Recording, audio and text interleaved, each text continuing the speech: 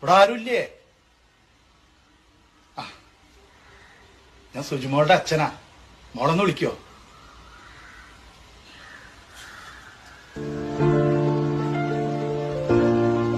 മോള് സാരി എടുത്തപ്പോ വലിയ പെണ്ണായി. ഞാൻ ആദ്യമായിട്ടോട് സാരി എടുക്കാറേ.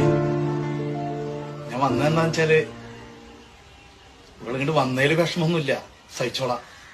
കാരണം അവൾക്ക് നല്ലൊരു ജീവിതം തെരഞ്ഞെടുത്തതല്ലേ.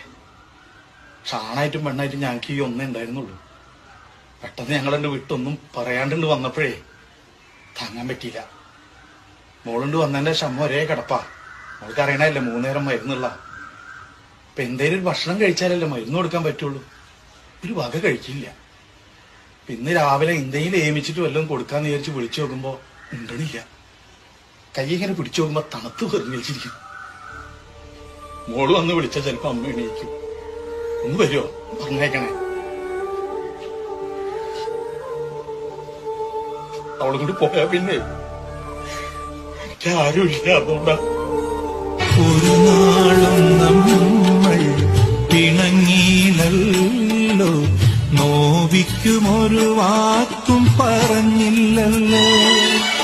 ഒരു നാളും നമ്മൾ പിണങ്ങിയില്ലല്ലോ,